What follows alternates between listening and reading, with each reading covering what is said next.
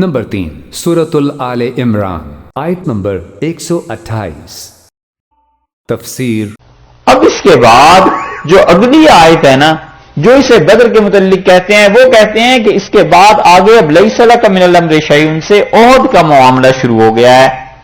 اور ہوا یہ کہ رسول اللہ صلی اللہ علیہ وسلم نے جب ان 50 کے جتھے کو دیکھا، یہ لوگ اتر آئے، جب انہوں نے دیکھا کہ مسلمان غالب آ گئے ہیں، کافر بھاگ گئے ہیں، تو مال غنیمت اب اکٹھا ہو رہا ہے، یہ حضرات بھی نیچے اترے پہاڑ سے جب نیچے اترے تو خالد ابن ولید رضی اللہ عنہ کبھی بھی رسول اللہ صلی اللہ علیہ وسلم کے مقابلے میں آئے نہیں تھے.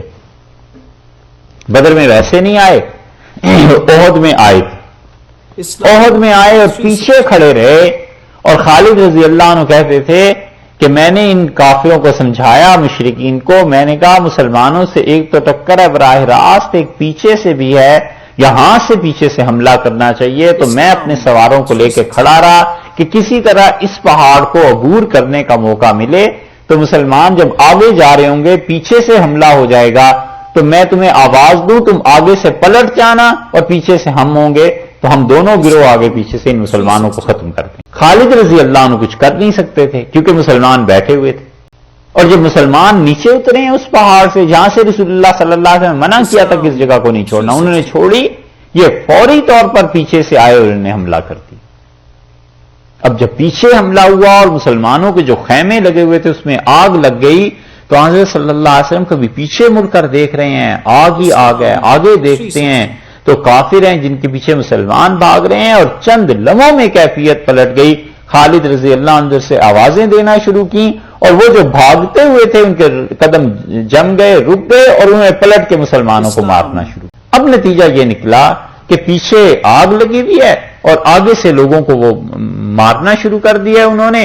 اور اس سارے گھمسان میں ایک آدمی، ایک صحابی رضی اللہ عنہ، ان کی شہادت ہو گئی، اور ان کا اتفاق سے حضرت صلی اللہ علیہ وسلم کے ساتھ شکل و صورت میں مشابہت تھی. تو ابن قمیہ تھا، عبداللہ ابن قمیہ، یہ کافر تھا. اس نے جب ان کو مارا، گردن اڑائی، تو اس نے شور مچا دیا، اس نے کہا محمد صلی اللہ علیہ وسلم قد قتل، شہید ہو گئے. صحابہ رضی اللہ عنہ کے تو جسے کہنا چاہیے بہت سے لوگ ایسے تھے جن کے تو چھکے چھوٹ. انہوں نے کہا رسول اللہ صلی اللہ علیہ وسلم شہید ہو گئے، اب کیا ہوگا؟ اور کچھ ایسے تھے جو جم گئے، انہوں نے کہا محمد صلی اللہ علیہ وسلم شہید ہوئے ہیں، اللہ تو نہیں، اللہ تو ہمیشہ رہنے والا ہے، اس کے لیے لڑنا ہے. اور ایک صحابی رضی اللہ عنہ نے کہا تو پھر اگر وہ شہید ہو گئے ہیں تو اور لڑو تاکہ شہید ہو کے ہم بھی انہی کے پاس پہنچ جائیں. یہ سارا ہنگامہ اور چیزیں جب ختم ہوئی ہیں تو رسول اللہ صلی اللہ علیہ وسلم کو بہت شدید ناراضگی تھی ان پر بھی جنہوں نے درہ چھوڑ دیا. اور آپ نے انہیں بلایا اور آپ نے کہا میں نے تمہیں کہا تھا کہ ہماری بوٹیاں بھی یہ نوچ کے لے جا رہے ہوں پرندے، تو بھی تم نے نہیں چھوڑنا، یہ کیا کیا؟ اور دوسری بات یہ کہ رسول اللہ صلی اللہ علیہ وسلم نے کافروں کے لیے بد دعا فرمانا شروع کی اور شدید بد دعائیں دی. تو جو لوگ ان آیات کو مانتے ہیں کہ یہ مشرکین کے متعلق ہیں، بدر والوں کے متعلق ہیں، وہ کہتے ہیں کہ اللہ نے کہا لیقطع طرفا من الذین کفروا، یہ بدر اس لیے ہوئی تاکہ اللہ کافروں کے ایک گروہ کو کاٹ لے، 70 مارے گئے، اور یقبتہم، یا اللہ انہیں رسوا کرے. وہ رسوائی تو ہوئی، جو باقی تھے 960 وہ جو مکہ پہنچے ہیں تو رسوائی تھی. فینقلبوا خائبین، اور یہ لوگ لوٹیں اس حال میں کہ خسارہ نقصان اٹھائے ہوئے یہ لوگ لوٹیں. اور نقصان ایسا شدید ہوا کہ منہ دکھانے کے قابل نہ رہے، اتنے ذلیل ہو گئے کہ عربوں نے مکہ مکرمہ میں پابندی لگا دی کہ کوئی مرثیہ بھی نہیں پڑھ سکتا، گھر گھر ماتم تھا. اور ابو لہب نے اسی دوران بھیج دیا تھا، اپنی جگہ ایک آدمی کا قرض تھا، تو ابو لہب گیا اس کے پاس، اس نے کہا قرض ادا کرو. اس نے کہا میں نہیں دے سکتا. اس نے کہا اچھا نہیں دے سکتے تو پھر میری جگہ جاؤ تم لڑو بدر میں. خود گھر بیٹھا رہا اور اس آدمی کو بھیج دیا، یہ سمجھا موت سے اس طرح بچ جاؤں گا، اور اللہ نے وہی موت دے دی. ادھر یہ بدر میں شکست ہوئی، یہ جب واپس پہنچے تو آگے ابو لہب جو سردار تھا وہ بھی مر چکا تھا.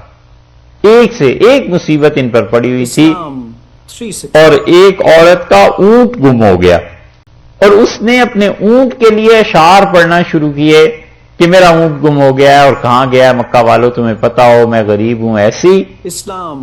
تو یہ جو بدر میں جو مارے گئے تھے ان کی خواتین ان سے ضبط نہیں ہوا، اور ایک عورت نے مرثیہ پڑھنا شروع کیا اور اس نے کہا کہ تمہارا اونٹ گم ہو گیا ہے اور تم اس پہ رو رہی ہو اور تمہیں یہ پتا نہیں ہے کہ بدر میں کون کون مارا گیا.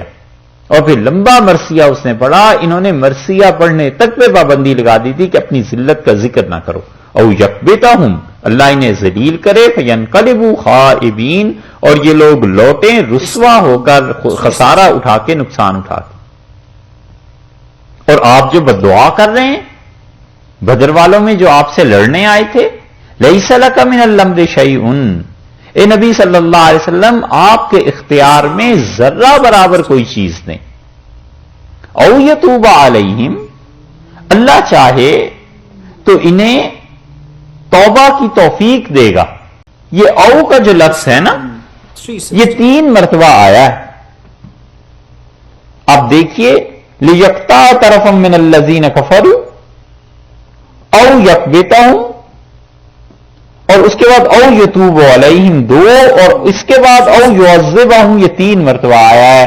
اللہ تعالیٰ نے 3 گویا کہ چیزیں اپنے لیے ارشاد فرما دی اور رسول اللہ صلی اللہ علیہ وسلم سے نفی کر دی کہ آپ کو کوئی اختیار نہیں.